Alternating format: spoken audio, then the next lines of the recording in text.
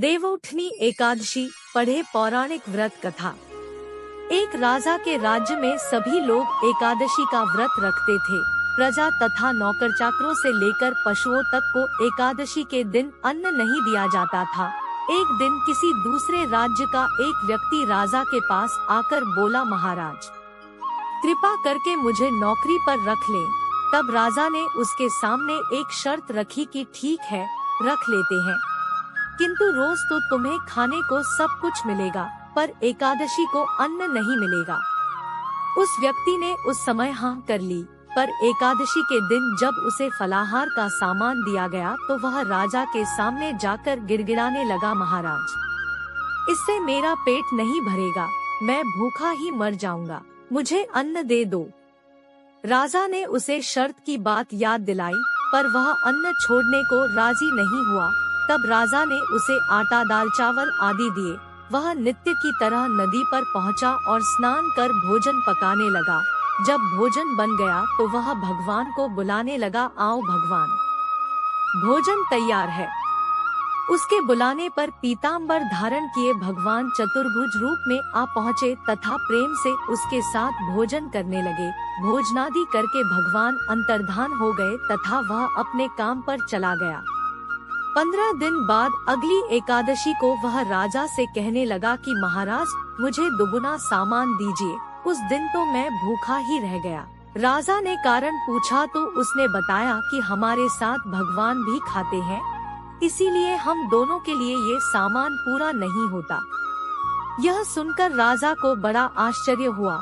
वह बोला, मैं नहीं मान सकता कि भगवान तुम्हारे साथ खाते हैं। मैं तो इतना व्रत रखता हूँ, पूजा करता हूँ, पर भगवान ने मुझे कभी दर्शन नहीं दिए। राजा की बात सुनकर वह बोला, महाराज यदि विश्वास न हो तो साथ चलकर देख लें। राजा एक पेड़ के पीछे छिपकर बैठ गया। उस व्यक्ति ने भोजन बनाया तथा भगवान को शाम तक पुकारता रहा, परंतु भगवान न आए। अंत में उसने कहा, हे भगवान, यदि आप नहीं आए तो मैं नदी में कूदकर प्राण त्याग दूंगा। लेकिन भगवान नहीं आए।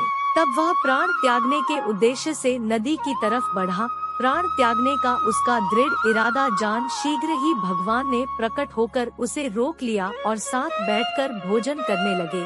खा पी कर वे उसे अपने विमान में बिठाकर अपने धाम ले गए। यह देख राजा ने सोचा कि व्रत उपवास से तब तक कोई फायदा नहीं होता जब तक मन शुद्ध न हो। इससे राजा को ज्ञान मिला।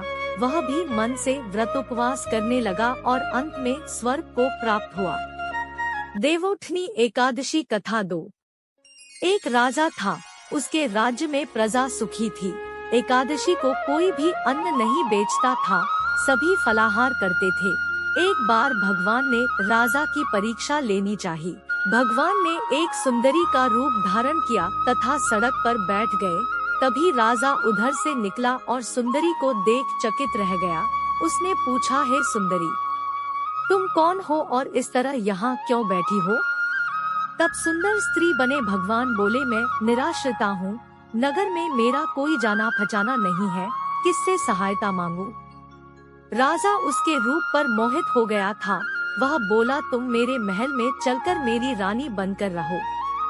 सुंदरी बोली, मैं तुम्हारी बात मानूंगी, पर तुम्हें राज्य का अधिकार मुझे सौंपना होगा। राज्य पर मेरा पूर्ण अधिकार होगा। मैं जो भी बनाऊंगी तुम्हें खाना होगा। राजा उसके रूप पर मोहित था, अतः उसकी सभी शर्तें स्वीकार कर ली। अगले दिन एकादशी थी। रानी ने हुक्म दिया कि बाजारों में अन्य दिनों की तरह अन्न बेचा जाए। उसने घर में मांस, मछली आदि पकवाए तथा परोसकर राजा से खाने के लिए कहा। यह देखकर राजा बोला, रानी आज एकादशी है, मैं तो केवल फलाहार ही करूँगा।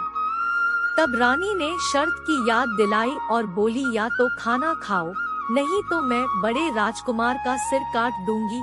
राजा ने अपनी स्थिति बड़ी रानी से कही तो बड़ी रानी बोली, महाराज धर्म न छोड़े, बड़े राजकुमार का सिर दे दे, पुत्र तो फिर मिल जाएगा, पर धर्म नहीं मिलेगा।